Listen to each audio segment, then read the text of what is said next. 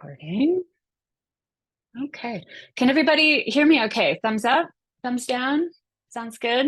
My dog is very barky today, so hopefully he's calmed down. But if I yell at somebody, it's not you, I promise. So welcome to intro conversation about the collaboration program in natural resources. It's so good to see everyone. Some familiar faces and names, and then some new ones. So really excited to share a little bit about the program.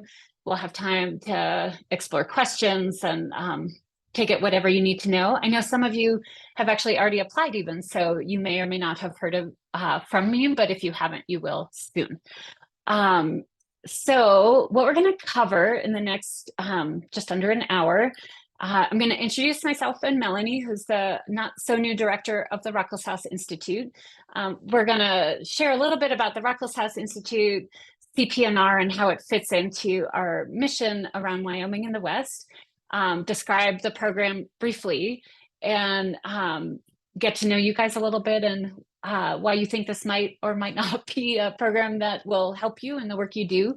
And then again, have a conversation about questions you might have, concerns, whatever you need to know to think about whether applying makes sense and whether you're ready to sign on the dotted line. So before I switch to slides, I'll introduce myself and Melanie. So my name is Deb Kleinman. I am based in Laramie, Wyoming. I am actually a Michigan native. I am not wearing my Go Blue sweatshirt today, just in case there's fans from other parts of the country. But I moved out west quite a long time ago and to Wyoming 9 years ago. In addition to running CPNR for the Ruckelshaus Institute, I have a consulting and leadership coaching practice. So I work with internal and external collaboratives and teams that are trying to solve challenging problems, usually in natural resources, conservation, and the environment. But my background originally was in public health. So I also sometimes dabble in people working in other sectors as well. And my passion is really supporting people in being able to better communicate conflict and collaborate, because the problems we're facing together as a society are harder than what any of us could solve on our own. So that really is what drives my work. And I've been doing this in various forms for quite a long time now. So I don't know if you count the beginning of what we would call stakeholder work, it dates back to the late 90s, probably. So Melanie, would you like to say hi? Introduce yourself briefly? Thank you. Thanks for inviting me to join today. My name is Melanie Armstrong. I feel like I'm still a very new director of the Ruckelshaus Institute. I started last January. So I'm just completing my first year here in Wyoming. And I came to Wyoming because I was excited about the work that the Ruckelshaus Institute does.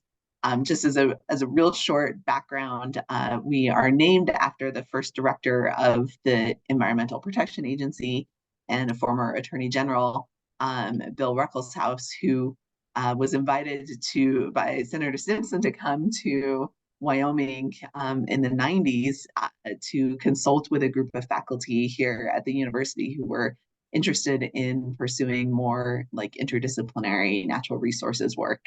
And Bill Ruckelshaus came in and said, if you're going to do work in natural resources, you need to learn how to collaborate and how to collaborate together effectively to influence these issues. And so with that charge, the first advisory board of the center was formed and began exploring issues of collaboration and how to do this work in the natural resources realm in the West. And then later took the name of Bill Ruckelshaus and sort of has expanded this role. And so it's really exciting to be working under and in an institution that's really focused on having different types of conversations and cultivating leadership and direction in a way that can really take on these complex, wicked problems that we face in our land management. And so that's why I'm excited to be here. I'm excited to be located in a university. I have an academic background. Prior to coming here, I was in Gunnison, Colorado at Western Colorado University. where I founded and directed a Center for Public Lands focused on connecting students to land managers in ways that they could work together on resolving environmental issues. And I have a land management background myself. I worked for the National Park Service for about 10 years prior to getting into academia. So including, I guess I should say, I worked 15 years in the Park Service and I worked 10 years in Yellowstone. So I have spent some time in that little niche of Wyoming prior to moving to Laramie. So, and I'm originally from New Mexico, so I'm migrating north. I feel like that's a good climate adaptation that I have acquired, and excited to still be in the Intermountain region, which I just love, and excited to be exploring and learning about the state of Wyoming. Thanks, Melanie. And for those of you who have crossed paths with Steve Smutko, he has, since he came to Wyoming about a decade ago and founded this program, been really involved in various aspects of some of the specific content. He's actually retiring in June. So he's also in Tucson at the moment, can't join us today, but Melanie is going to be taking a much more active role. And I think we're still sorting out whether we can bring him back for one or a couple sessions next year. So hopefully he'll still be engaged, but we're going through some transitions. And I should add, those of you who have met Jess Western, he handed the program over to me in 2020, early 2020. So I've been directing it since then and actually participated in the program in 2014. So my relationship with it goes back remarkably almost a decade now. I'm going to start talking about the program. While I do that, if you guys want to introduce yourself in the chat, that would be really helpful. And maybe name, organizational affiliation, where you're based. And then if there's anything you want to share about why you might be interested in CPNR or questions that you have that you want to make sure we get to today, that would be great. And then while you do that, I'm going to switch to my slides and just run through pretty briefly the basics of the program. So Melanie talked about the Ruckelshaus Institute, so I don't have to, but I don't remember if you actually said explicitly what your reason for existing is, which is to advance the understanding and resolution of complex environmental and natural resources challenges. And it's all about stakeholder-driven solutions. So that's the Ruckelshaus Institute. And then there's CPNR. And I think about CPNR as existing because so many of us working in natural resources, conservation, the environment, are working as much on human challenges and human issues and conflicts as we are on the ecosystems and the plants and animals and underlying geology that is the technical side of the work. And those challenges are what Ronald Heifetz would call often deeply adaptive. That is to say, they are challenges for which not only are there no easy or known answers, but we also don't even always know what the problem is. And if we think we know what the problem is, we might be in deep disagreement with other people about what the problem is. So even just sort of understanding what it is, what the it is that we're working on together is really challenging. And it can only often be solved by dwelling in this space of priorities and beliefs and habits and loyalties. And I know at least one of you is working on climate change. So I think of climate change as one of the deepest and most profound examples of a global adaptive challenge that we're facing. And so that's CPNR. We're saying, these problems are way more complicated than just the scientific knowledge. And so how do we bring people together to start to work through things more effectively? These are not my photos. I don't know why it's not advancing. Oh, it is advancing on one screen. I'm so sorry. Okay. So that's really why CPNR exists. And what we hear from people, we now have over 150 people from mostly Wyoming, but also Colorado, Montana, Oregon, some surrounding Western states. One person from Yale University who has done the program. And what we hear is that people come in expecting for an experience that's like a traditional class around the nuts and bolts and principles and practices of doing this work. And what they experience is something often much deeper. It's not that you don't get those things, but you also become part of a community of practice where people working in various land management agencies, nonprofit organizations on a whole range of issues and challenges are coming together and learning from each other as much or more as learning from myself or Melanie or the other instructors we bring in. And as part of that, there's often sort of a really cool transformation that helps people really take their work and deepening existing work, and then also moves people in new and different ways. So this is a quote from someone who did the program a year and a half ago, and just the underlying importance of that peer learning space that we work so hard to create. So there's a couple of reasons why this program focuses on collaboration as a focal point.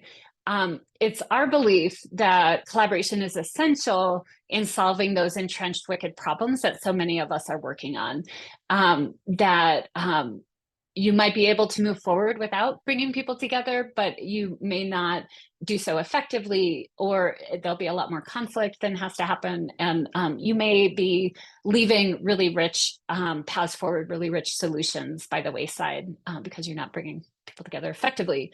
And as part of that, one of the important legs that we've very much expanded in the last couple of years is that working collaboratively in leadership roles broadly defined requires some serious leadership development. It's not enough for us to give you a 10-point list on how to do conflict resolution or how to facilitate challenging conversations, but there's real skills that can be built and cultivated as part of that. And then the community of practice, the more we expand and grow the people who have gone through the program or are affiliated with it in one way or another, the richer the opportunities are for ongoing learning. And part of the deal, as you all know, is that this work, the learning never stops. And I learn more from these groups than I think they get from me. So that ongoing learning, professional connections, and opportunities to come together is a big part of it as well. So there's 3 legs to the CPNR stool. There's the leg that I call collaboration theory, principles, and practices. So that's the how do you think about governance? How do you think about designing a process, short or long term? What are the typical steps of moving through problem definition and analysis and into generating potential policy or programmatic options, and then walking people through a consensus process? So that's sort of the how you do the work.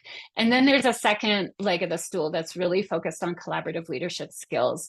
This has always been a part of the program, but it's a particular passion of mine. So since 2020, when I took the program over, this has expanded and been woven in various ways throughout. So if you talk to someone who did the program 8 years ago, it might sound different than what you're thinking about walking into.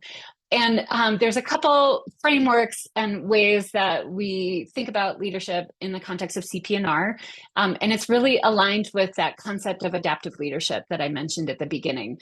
And so it's really thinking about when you're stepping into local, regional, national, global situations that are filled with complexity and uncertainty, deeply held beliefs, all the things that make a challenge adaptive.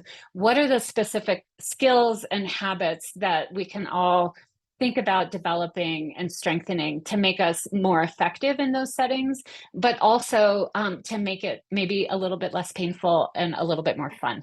How I think about it. So at the beginning, in the first session, we have a whole leadership exercise, and we talk about a couple of ways to think about and apply leadership frameworks that are most relevant for adaptive leadership. And then throughout the rest of the program, in various ways, we take a deeper dive into specific skills and align them with the theory, principles, and practice work. So we talk a lot about how those leadership skills connect to the collaborative practice and back and forth.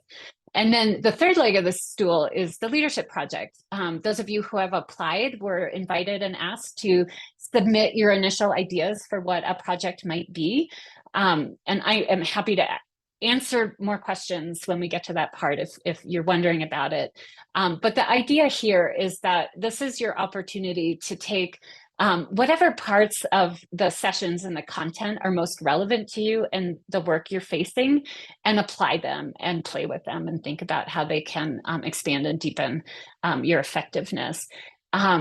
Many people, but not everyone, comes in with their employer who's sponsoring their participation, requesting that you focus on a project. So it's part of your day job, and that's really great. And it makes it a little bit easier, or a lot easier, to set time aside for it. Other people come up with projects that relate to volunteer work that they're doing.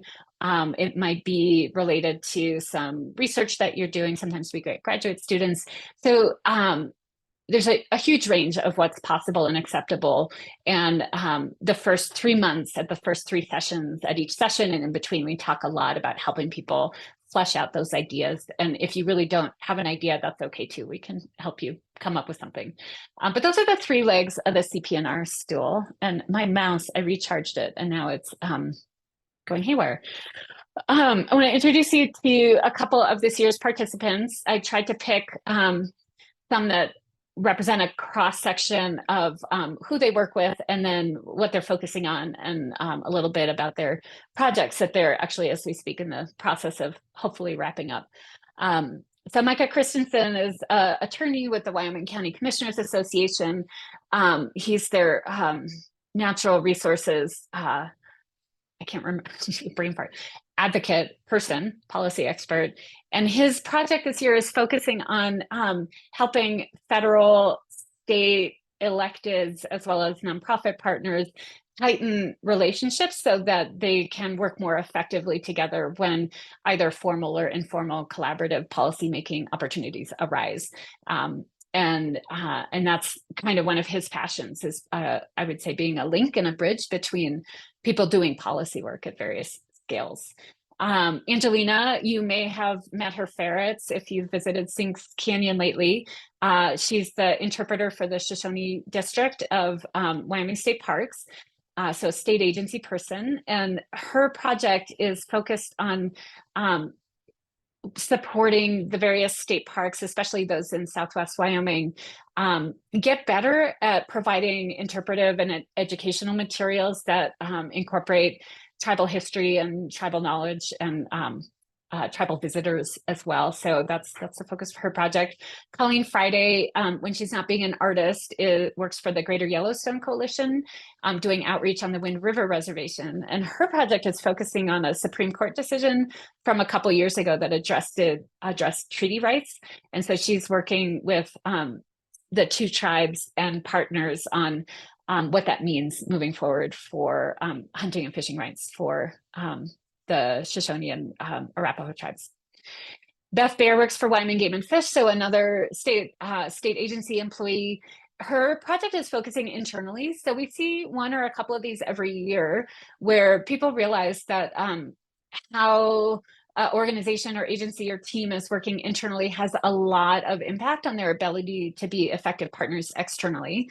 So Beth's project is looking at hiring and promotion practices and representation of women up and down game and fish, with the hopes that better representation and more diversity from a gender perspective will help game and fish be more effective in external partnerships. Adam McKay, also state parks, works for Kirk Gowdy. His is in sort of bringing people together in a dialogue around whether and how to expand non-firearm hunting in the state park in targeted seasonal ways. And then Micah Most is with UW Extension out of Buffalo, and he's working to build a community garden with some partners that focus not just on the mission of Extension, but also he's looking at how food insecurity as an adaptive challenge plays into it, and then thinking about what new partners would Extension bring on board if that becomes part of what they're working on. So, and that's just a sort of taste of the different things. This year alone, there's, I gave you, so there's 13 other projects that are coming online, and a huge range of the scale and scope of what people are addressing. So I'm gonna pause there and just see, ask you guys this question, which is what brought you to this info session, and what makes you interested in CPNR? And as you've heard me talk about the program a little bit, can you see some connections between the program as I'm describing it and what's coming down the pike for you? I'm going to turn my screen off. If you want to throw your thoughts in the chat box, that's great. But there's few enough of you that if you want to just chime in and share a little bit about what you're working on and whether anything's resonating with you, I'd love to hear it.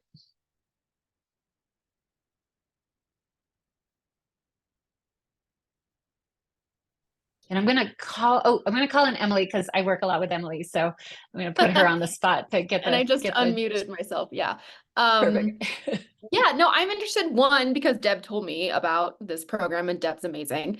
And two, I work in the Yampa Basin, so Northwest Colorado, it's Steamboat Springs area, and it's a really interesting area to work in because it's very much saturated with so many environmental nonprofits working in a basin that is very agriculturally dominated in terms of land use. And so there's a lot of, I wouldn't say conflict, but sometimes tension between agriculture and environmental interests. And I am launching a program that really does outreach to landowners on how to better steward their lands for river health. And I feel like I could benefit a lot from this program with that project. Yeah. And one of the things I try to do some strategic recruiting. Emily's one of them sometimes. So one of the things Emily is tasked with doing is how do you structure a pretty wide-ranging group of people across a pretty big geography, bring them together to get some meaningful work done. And so CPNR that's falls under the theory and principles and practice bucket that there might be some focused learning. Anyone else want to share a little bit?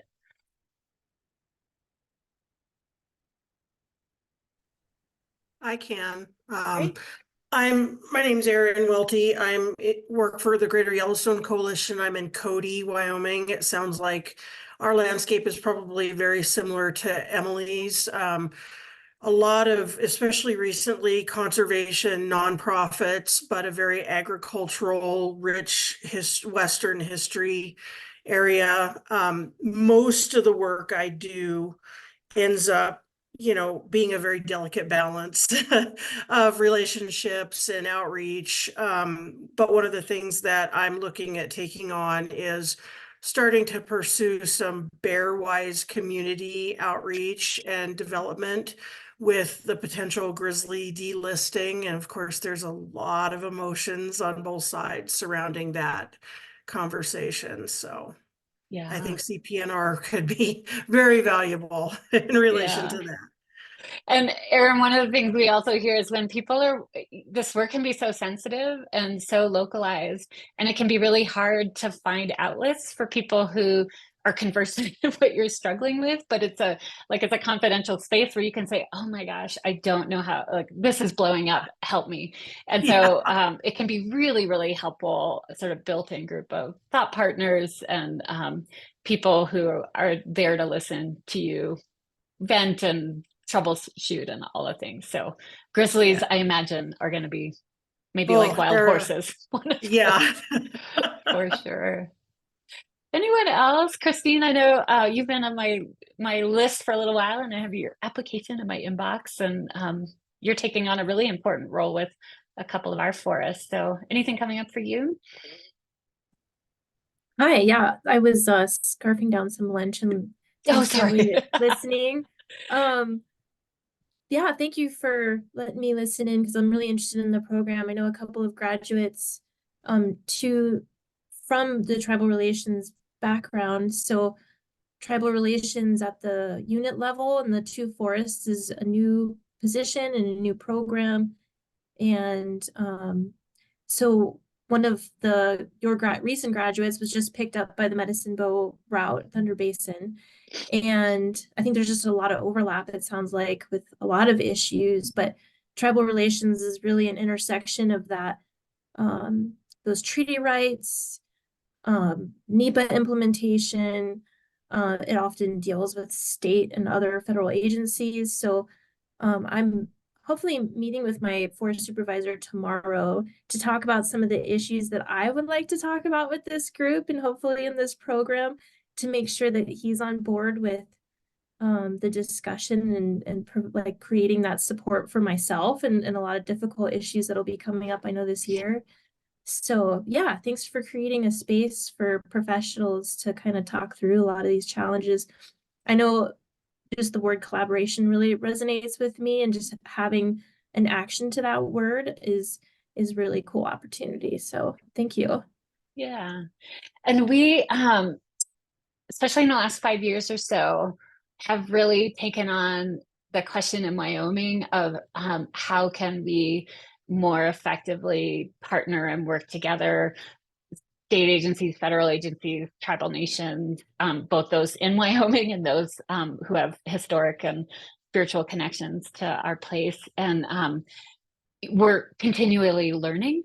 I've learned a lot, Erin, from your colleagues this year, in addition to hopefully they've taken a few things away. So it's something we're really committed to diving into. It's a whole big, exciting, really rewarding, and deeply challenging arena to dwell in. Yeah, great. We're so glad you're here. Graham or Justin or Anderson, anyone? Any of the men want to chime in, or Nisa? I will. Yeah. So my name's Justin Scott. I'm a program manager and geology supervisor at the Wyoming Department of Environmental Quality. Actually work with Graham. He's in our Class 6 program, and I do Class 1 and Class 5 wells. You know, we, as a program manager, you know, it's something I just started, I guess, almost a year ago. So collaborating with staff and then the other programs within the agency. And then, you know, we also collaborate with other regulatory agencies in the state, the EPA, landowners, private operators, oil companies, environmental groups. So kind of runs the gamut. And, you know, like I said, being new, it's always good to get any type of education or experience with collaboration. Yeah. And you guys, we just met with some of your leadership a week or two ago. This month is running together for me, I care. So we were talking about DEQ as a regulatory agency and some of the unique opportunities and challenges that brings to bear when we think about regulation and collaboration, sort of a creative tension. Our program's a little different. You know, a lot of the programs have either a permitting branch or an enforcement branch. The UIC program, we have project managers that take care of sites from kind of cradle to the grave. So they handle permitting, enforcements, compliance, everything. So there's a lot of difficult conversations to be had. So. I'm sure. Great. Thanks, Justin. Anyone else? Really helpful. Anderson, I might put you on the spot because I know your colleagues, and also you're our first Brazilian applicant. So okay. So my name is welcome. Anderson. Yeah, I'm based in Laramie, Wyoming, working as a postdoc in this Y-Act grant. It's a NSF grant for 5 years, and it stands for Wyoming Anticipating Climate Transitions. So we're working in the three headwaters, so Snake, Upper Green, and Wind River.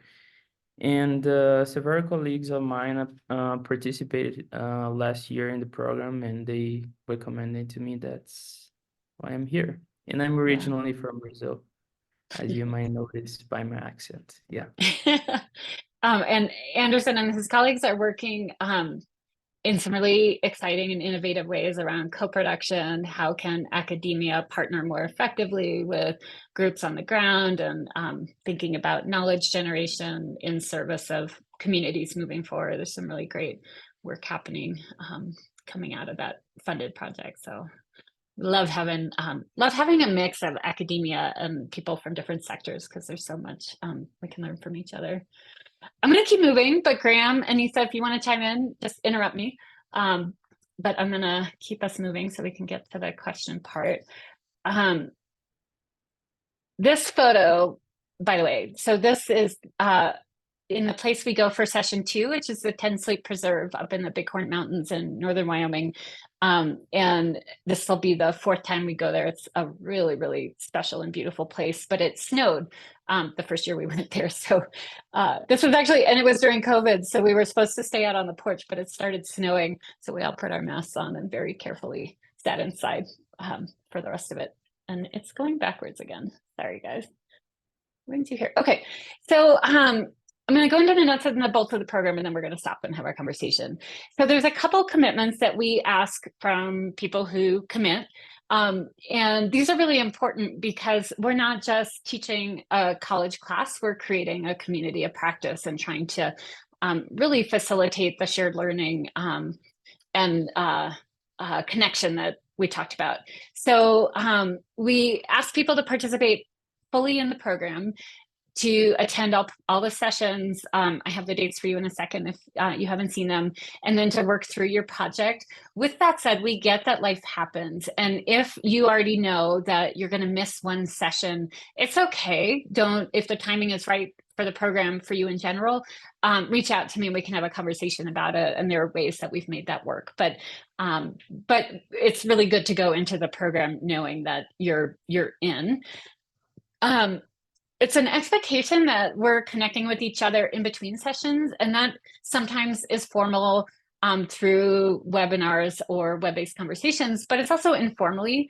And I don't drive that, and I don't grade you. There's no grading. I don't grade you on it, but those connections are really valuable and really important to the experience. And then just to lean into the learning and also the teaching, because each of us bring experiences and wisdom that we can share.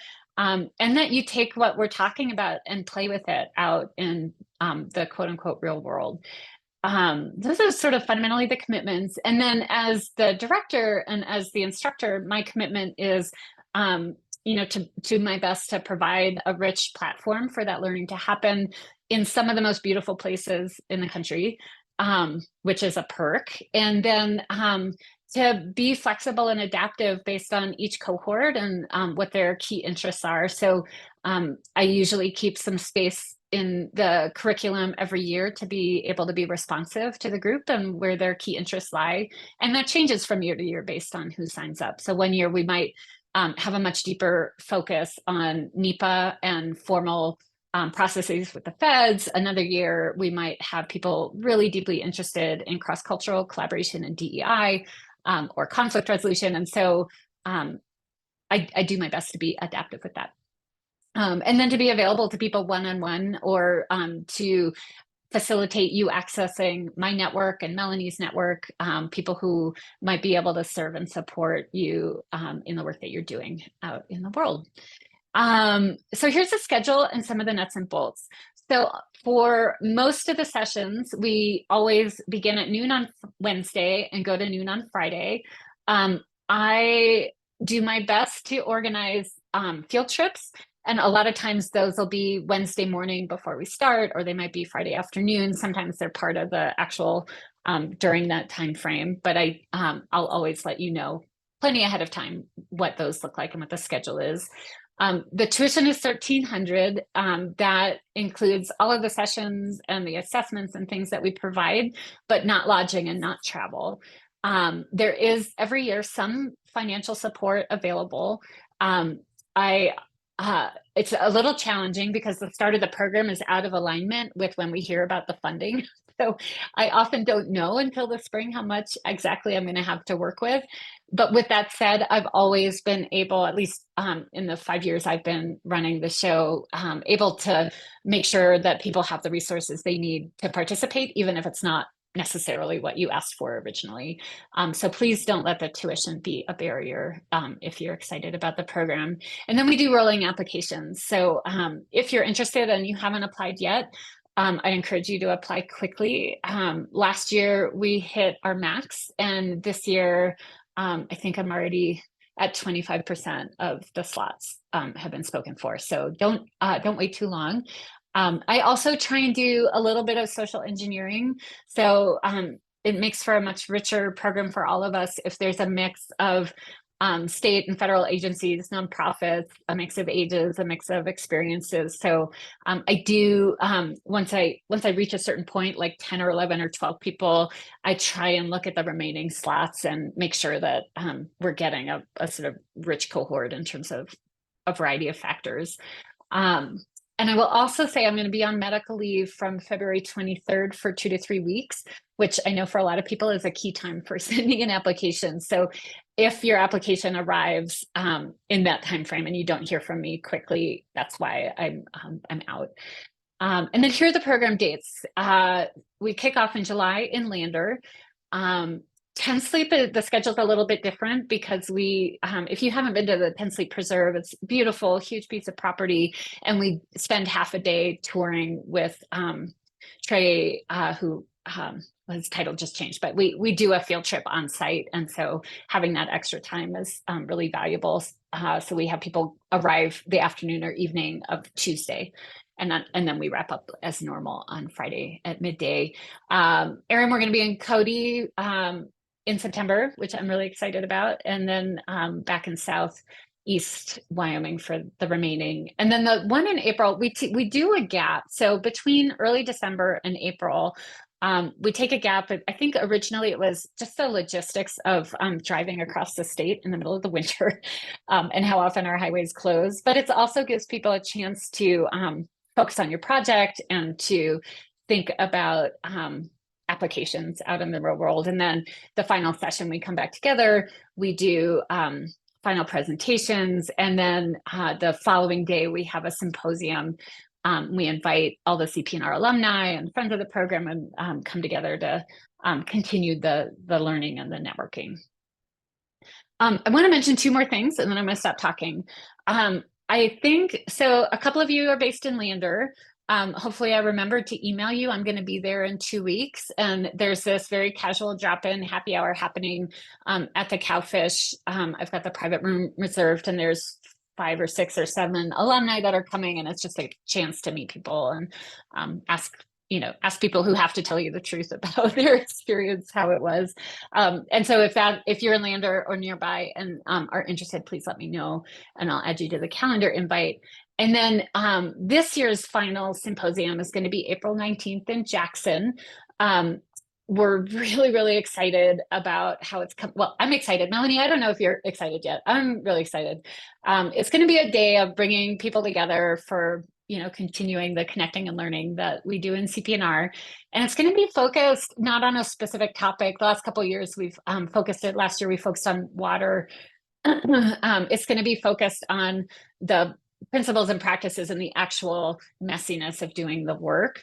And we're going to be reflecting on 30 years of the Ruckelshaus Institute and how people have taken the learning and gone out into the real world and applying it. So it's going to be really, really fun. Definitely encourage you to come, whether or not you do CPNR. But if you do CPNR, it'd be a great way to take a quick dive into meeting a bunch of people. So that's coming up, and the registration link in the is linked, and also the QR code. So we'd love to see you there. And I am gonna stop sharing and come back and just see Graham. Perfect, Graham, you guys nailed it. What questions do you have about sessions or more specifics on the curriculum or anything at all? And maybe I've answered all your questions already. Oh, somebody always asks what's the time obligation in between sessions because people are really busy. And I would say on average, it's somewhere between no hours and maybe a max of 5 in the busiest in between. And that's not including your project, but you also can design your project so that it fits within your existing commitments. So, if you end up spending 20 hours a week on your project, that's on you. It's not that we asked you or required you to do that. I try to have, especially where sharing some content ahead of time will be helpful. I'll host a webinar where someone will give a lecture so that we don't have to do the lecture on site when we're together. And those are always recorded. So 60 to 90 minutes, and you can either join live or join at your leisure. in between the first and second session, there's a little bit of an additional time commitment because I have people do a leadership assessment, and then there's a one-on-one coaching session with me or one of my coaching friends. So it's a chance to think more intentionally about your leadership development goals and what you might want to focus on in the context of CPNR. So that adds a little bit of extra time. We keep reading really light. So I think we recognize that people are really busy. So the biggest time burden is showing up in person for the sessions. So there's that question. I always get that. Anyone else? Questions, concerns?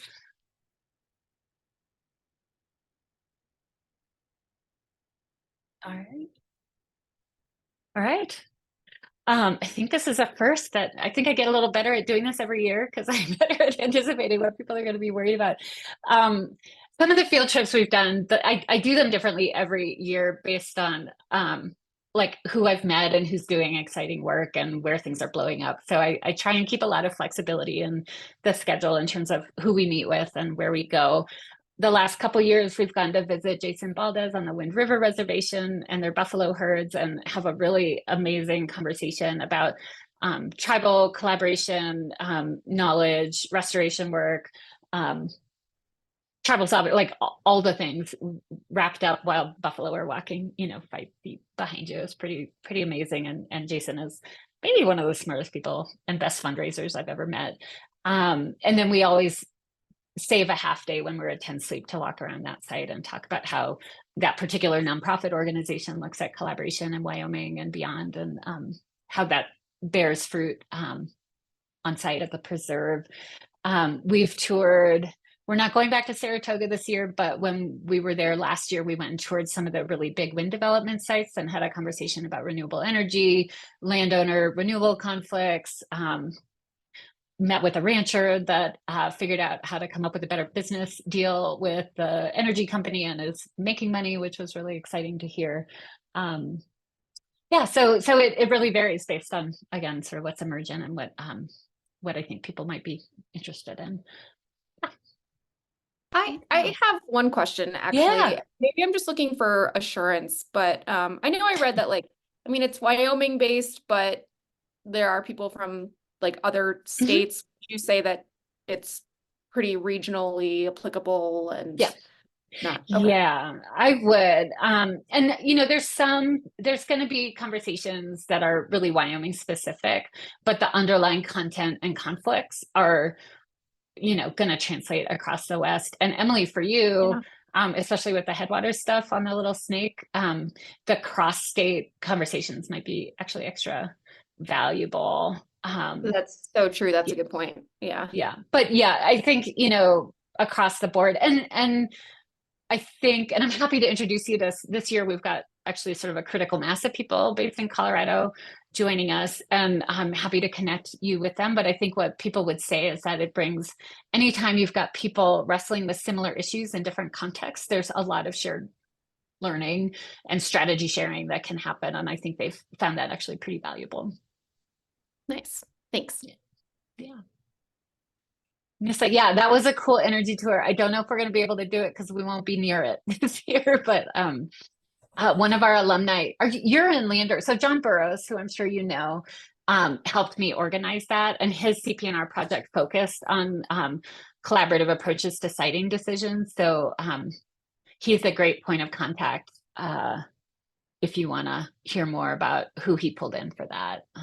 Even doing a solar or mining or oil and gas type development, that would just be really interesting to kind of hear all those different viewpoints. Yeah. It's been a few years since we used to get one person every couple years from the mining industry, especially the Trona mines. And I think it's been a few years and people were getting laid off a lot there for a bit. And I don't know if they've gotten their staffing back up to where they'd send people. It's definitely something Melanie and I are trying to tackle. But again, like that is sort of through various networks and connections that we have with the CPNR family. If people really want to hear a mining panel or an extractive industry balancing that with conservation or climate change policy or whatever, like we can, to the best of our ability, be pretty responsive to that. Yeah. Super interesting. Incredibly complicated. Anyone else? Melanie, is there anything you want to add from your perspective? You sort of, Melanie joined and came to multiple sessions this year, not as a participant, but also kind of as a participant because we wanted to get her up to speed on the program. So is there anything you want to add that No, I'll just add it's been a great way for me to kind of get to know the state of Wyoming and Emily a little bit regionally, to getting to know folks who are joining from all sorts of other locations, which has been great. And I think I'll speak, I did a leadership program when I was working for the Park Service about 10 years ago now, and really have found that network and even just some of the thinking that happened in that space to have really, I can genuinely say, has shaped the last 10 years of my career path. And, as I look at what CPNR does, I can't be supportive enough for the ways that it can influence not only how you, approach your professional work environment, but also how you approach the many complex issues that you are working on in your careers. So I'm grateful that I've had that experience, and grateful that I get to be a part of bringing that to other people now. all right, last chance for live responses to your questions where you have my full attention. All right. So I will follow up with an email. I'm going to send everyone who RSVP'd a link to the recording. You guys probably don't want to watch this conversation again, but it'll be there. But also the links to the application, the links in case you decide you want to join us to the symposium. And I am available all the time between now and the 22nd for questions that might bubble up for you. And then just know after that, for a period of a couple of weeks, Melanie will be your better bet, and she'll be on the email. So feel free to reach out to either one of us during that time. And I hope those of you who haven't applied, I hope you think about it and don't wait too long if you want to, because I think this is going to be a year where we might have a wait list. So great. Thanks for joining, and have a wonderful afternoon. Nissa, I think I'll see you in 2 weeks anyway. I look forward to seeing you in person, and I hope you have a great rest of your week. Thanks, guys. Great. Thank you. Thanks. Thank you. Looking forward to it. Bye.